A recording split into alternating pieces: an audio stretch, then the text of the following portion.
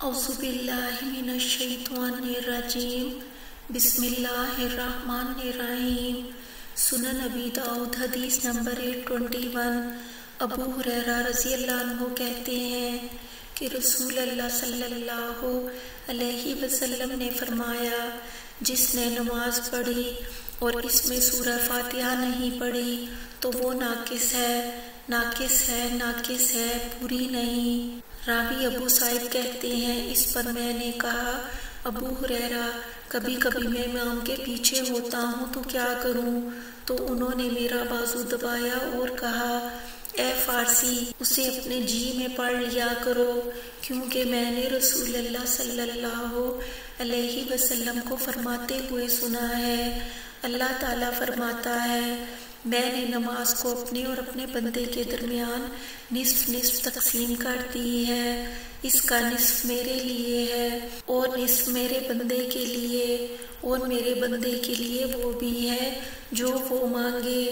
رسول اللہ صلی اللہ علیہ وسلم نے فرمایا، پڑھو بندہ الحمدللہ رب العالمین کہتا ہے تو اللہ کہتا ہے میرے بندے نے میری تعریف کی، بندہ الرحمن الرحیم کہتا ہے تو اللہ فرماتا ہے میرے بندے نے میری توصیف کی، بندہ مالک یوم الدین کہتا ہے تو اللہ فرماتا ہے میرے بندے نے میری عظمت اور بزرگی بیان کی، بندہ ایاک نعبد و ایاک نستعین کہتا ہے تو اللہ فرماتا ہے یہ میرے اور میرے بندے کے درمیان ہے اور میرے بندے کے لیے وہ ہے جو وہ مانگے۔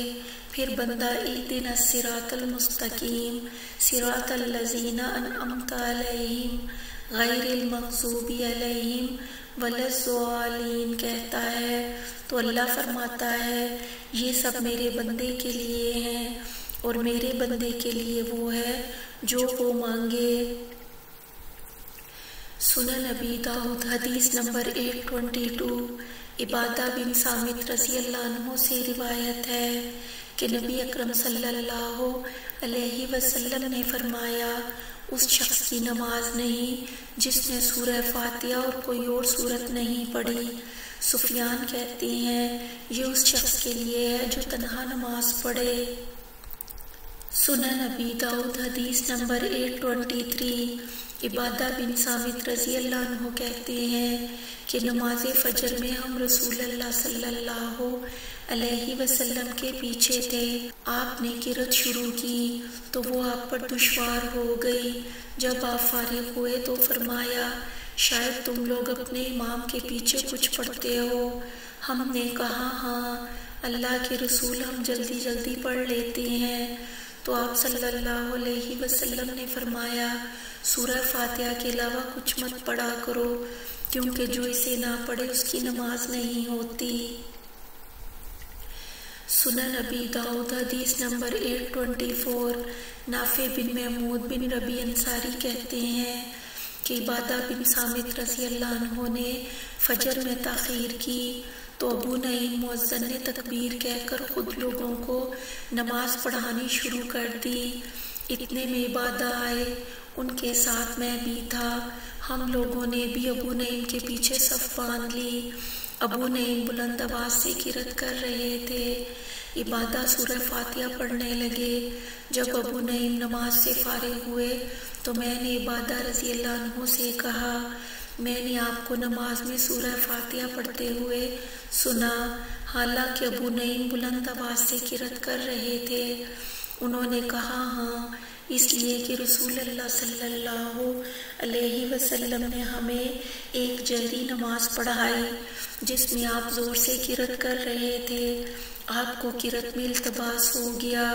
جب آپ صلی اللہ علیہ وسلم نماز سے فارغ ہوئے تو ہماری طرف متوجہ ہوئے اور پوچھا، جب میں بلند آواز سے قرأت کرتا ہوں تو کیا تم لوگ بھی قرأت کرتے ہو؟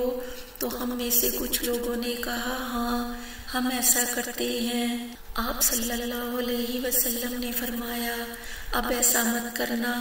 جبھی میں کہتا تھا کہ کیا بات ہے کہ قرآن مجھ سے کوئی چھینے لیتا ہے، تو جب میں بلند آواز سے قرأت کروں تو تم سوائے سورہ فاتحہ کے قرآن میں سے کچھ نہ پڑھو۔ سنن ابی داؤد حدیث نمبر 825۔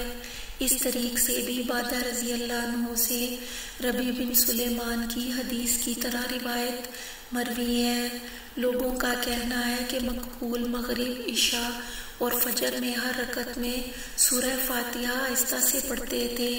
مقبول کا بیان ہے، جب امام جہری نماز میں سورہ فاتحہ پڑھ کر سکتہ کرے، اس وقت آہستہ سے سورہ فاتحہ پڑھ لیا کرو، اور اگر سکتہ نہ کرے تو اس سے پہلے یا اس کے ساتھ یا اس کے بعد پڑھ لیا کرو، کسی حال میں بھی ترک نہ کرو۔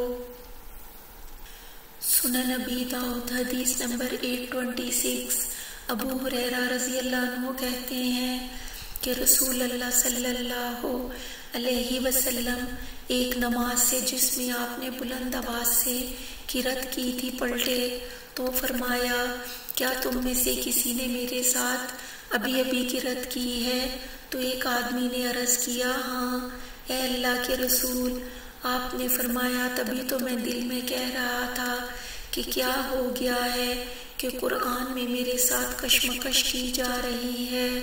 زہری کہتے ہیں، جس وقت لوگوں نے رسول اللہ صلی اللہ علیہ وسلم سے یہ سنا تو جس نماز میں آپ جہری قرأت کرتے تھے، اس میں رسول اللہ صلی اللہ علیہ وسلم کے ساتھ قرأت کرنے سے رک گئے۔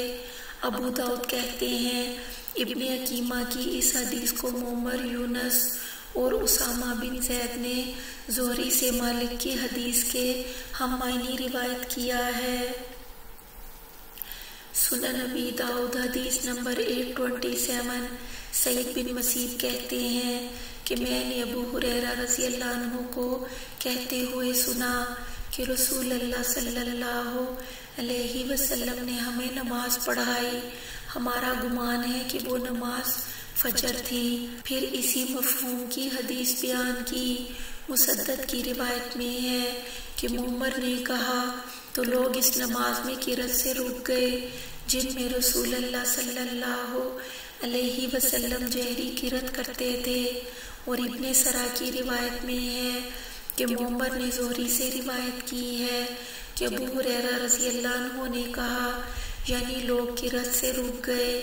عبداللہ بن محمدی زہری کہتے ہیں کہ سفیان نے کہا کہ زہری نے کوئی بات کہی جسے میں سن نہ سکا، تو معمر نے کہا وہ یہی فنتعین ناسا کا کلمہ ہے۔